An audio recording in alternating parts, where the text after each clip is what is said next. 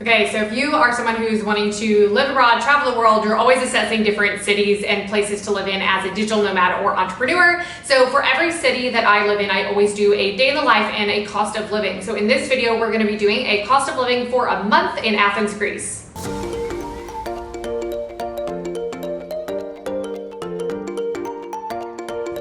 Hello. If you are new here, my name is Amanda Kolbye and I'm a business coach and online educator for service-based entrepreneurs, helping them build a personal brand and utilize social media in order to grow their online business. So on my channel here, you're going to find a ton of different videos about entrepreneurship, sales, marketing, building an online business, as well as the digital nomad lifestyle, because I happen to enjoy my freedom that I've built from my online business by traveling the world full-time with my partner and typically living in places all over Southeast Asia like Bali, Thailand, Vietnam, as well as Europe, in places like Croatia and Portugal and Greece and Italy and all over. So like I was saying before, for every different place that we live in, I always record a day in the life video as well as a cost of living video. So you can check out the playlist here where I have all of our different cost of living videos, so you can kind of compare and figure out which destinations you might want to live in. Now, the way that I structure these videos is I'm going to go through all of these different categories here. These are the categories that I've identified are most common. Sometimes we do have expenses outside of these categories, which I'll talk about at the end of the video, but I'm going to do a breakdown of all of the categories. I'll give you guys a grand total, and then I'll also give a very quick summary recap at the end of kind of how Athens compares to other places that we've lived from like a cost of living and just overall digital nomad standpoint. Now, the one little side note that I always give is that your cost of living in a lot of these different places is going to vary based on the lifestyle that you choose, which is something that you'll hear me say throughout the video. For example, you could definitely live in Athens significantly cheaper than what I'm going to go over in this video, but I'll explain the different pieces and where you could have lived more cheaply. On the flip side of that, you could definitely live with a more luxurious lifestyle and more expensive budget as well. So take all this with a grain of salt, and if you like seeing more of like my day-to-day and how I'm living, definitely check out this video here, which is a day in the life in Athens, Greece, and follow me on Instagram here where you can watch my Instagram stories daily, which are always showing you guys more behind the scenes. Okay, so the first category is going to be our apartment and what we're paying for rent. So in Athens, our rent is $1,700 a month, but that is divided by 2 people. So I'll give you all of the different numbers throughout this video for one person and then give you the grand total at the end. So that's $850 US a person for rent. Now, in talking to locals and talking to other people that have lived in Athens, you can definitely find a really nice 1-bedroom apartment on a more local basis, or again, more long-term basis that's not on Airbnb, for like 600 to 800 euros, you know, give or take on either end. For us, we're only here for a month, so that's a lot harder to find something in that manner. So how we found our apartment here in Athens is via Airbnb. This is typically how we find most of the apartments in most countries around the world that we're living in. In some places in Southeast Asia, we opt to find things more on the ground in a local setting. So on the screen here, you can see a couple of different examples and prices of apartments, which also will vary based on the time that you're going to Athens and what you might be able to get for your money here.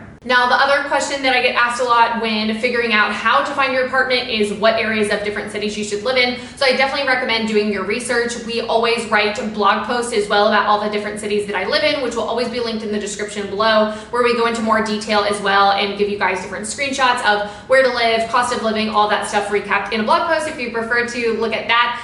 But in general, we're living in an area called COWORKING, which is just kind of south-ish of a lot of the main areas, which are Kolbye and Siri. I'm not 100% sure I'm saying that correctly, but it's all surrounding the Acropolis. So for example, you can see the Acropolis hill from our street, like right in front of our apartment. And for us to get to like the main touristy center is about like a 20-minute walk. So it is a little bit outside. It's kind of nice because it's quiet, but you still have a lot of like restaurants and grocery stores and all the different things that you need. And the prices are a little bit more local compared to the touristy areas, but you do have to walk into the city every time you want to go to some of that main stuff. So I would recommend this area, but I think if I were to live here again, I would live more outside of the Plaka area to the north side of the Acropolis in an area called Siri. The next category is utilities and bills. So for us, since we rented with Airbnb, that was $0 because they were included in our Airbnb cost. But I did want to take this section to mention Wi-Fi. So Wi-Fi is actually not that great in Greece, which is something that we just didn't look up before coming here.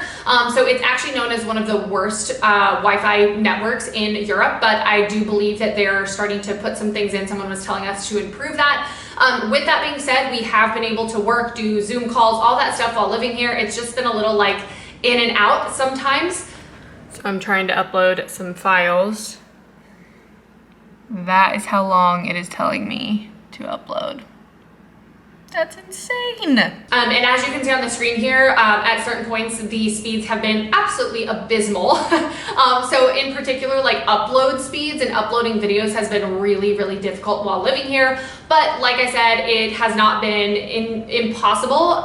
We've been used to Bali Wi-Fi before, so we were kind of prepared. But one thing that I will say that I've been very glad to have is my 4G hotspot. And something we're looking to get is like a little personal portable hotspot to avoid any difficulties with this in the future. Which brings me to my next category, which is phone. So we always get a local SIM card in every country that we live in. You have to make sure that your phone is unlocked in order to be able to do this, but it is by far the best way to be able to have like Wi-Fi and data and calling in all the different countries. For us, it was about 30 euros or about $35 US for a month of unlimited data.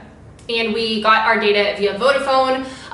The other option is Cosmo. I'll put the logos on the screen here. Vodafone has been okay. I think it's better in some other countries in Europe, as I know they're not just specific to Greece. But I will say kind of like the concrete jungle-esque part of Athens has made our service not that great many times. Next category is transportation. So transportation was about $60 US for the month per person.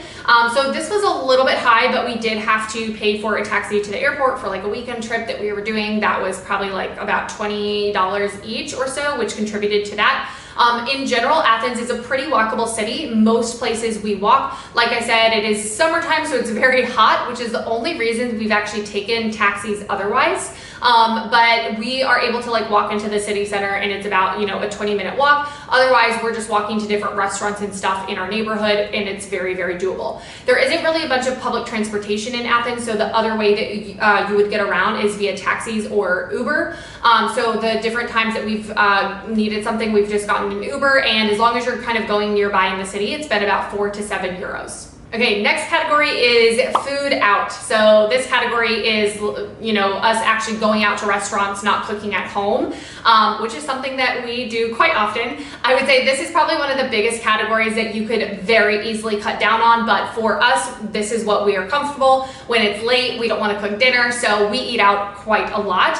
Fortunately, it's pretty affordable here in Athens. So the grand total was about $520 US per person for eating out, which like I said, is definitely pretty high, but we typically eat out at least 1 to 2 meals per day. We always eat breakfast at home with like yogurt or eggs and bread or something like that. So in general, you can expect around 5 to 10 euros for a meal at a restaurant eating out. If it's just, you know, like a mid-range dining. Obviously, you know, you can get more luxury restaurants that cost a little bit more. You can also find some good lunch spots that are a little bit more local, where you can get like gyro and, you know, Greek salad, some local dishes like that for around like 2 to 5 euros that can be like even cheaper. The other thing that fell into this category was when we ordered dinners on Wolt, which is an app like Uber Eats that will deliver the food to you. And so your prices are always a little bit higher there. So I would say expect for most meals, if you order on Wolt, to be more like 8 to 15 euros per meal. Last thing on food out, I always get asked like, how is the food? And I absolutely love Greek food. I have been just like eating so much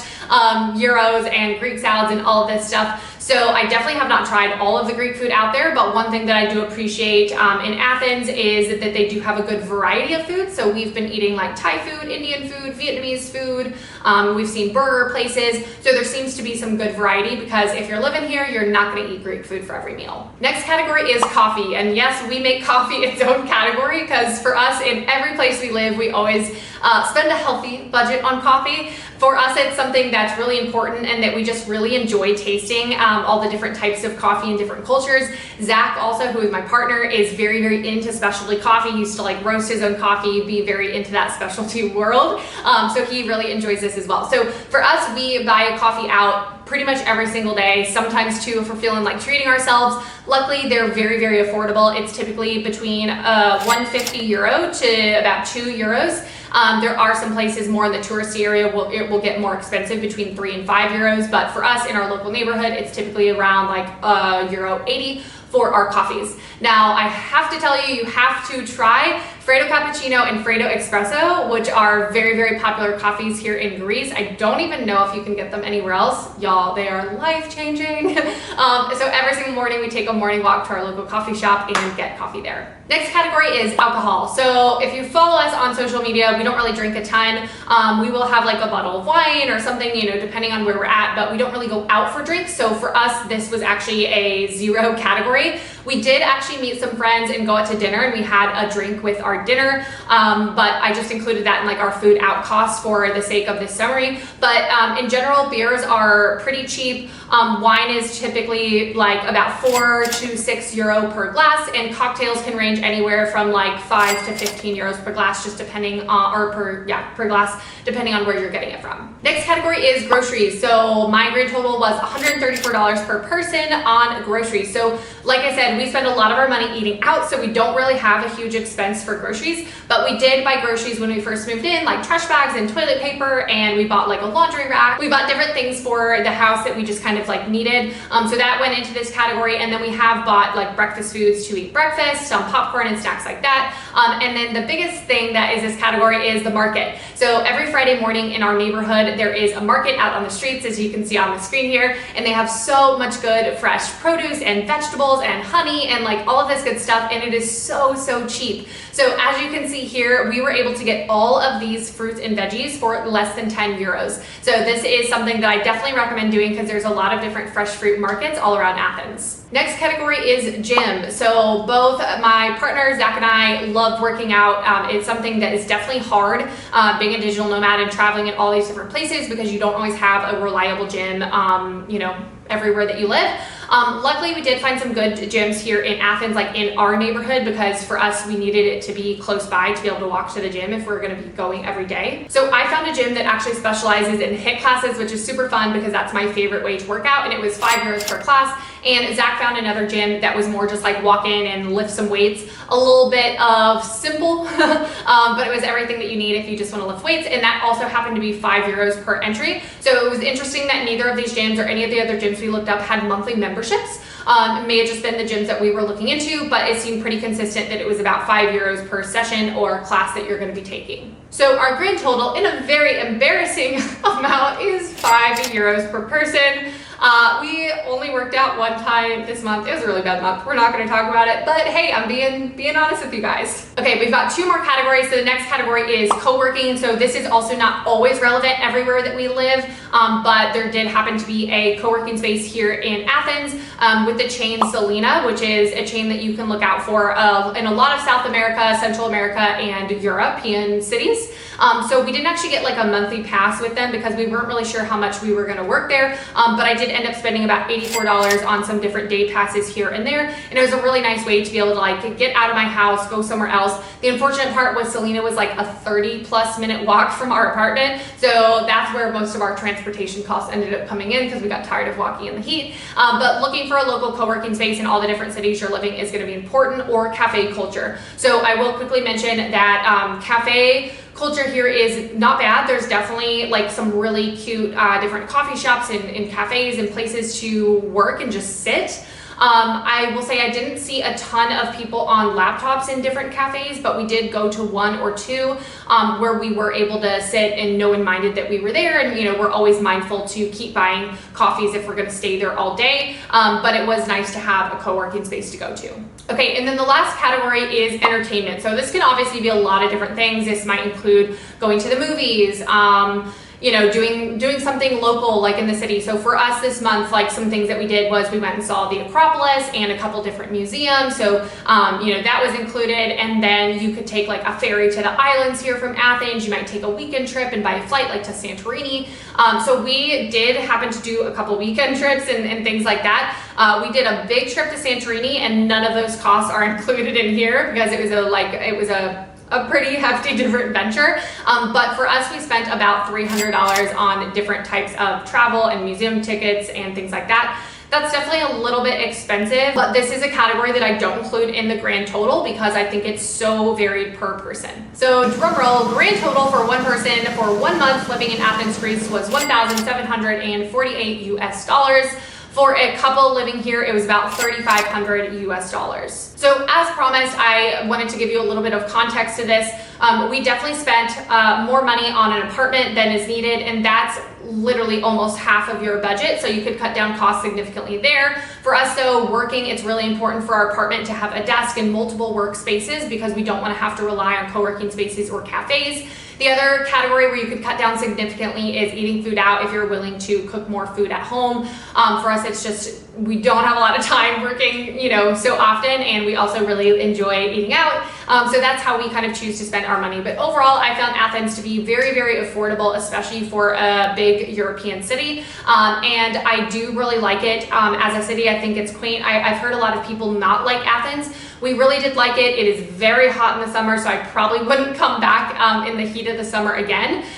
It's definitely not like my favorite city in the world. It's a lot of a newer city than a lot of other European cities, so it's not quite as quaint and charming as, like Rome or some places like that. But overall, I think it's a great place to be. I would totally come here again for a month. I would love to do some more weekend trips to the islands.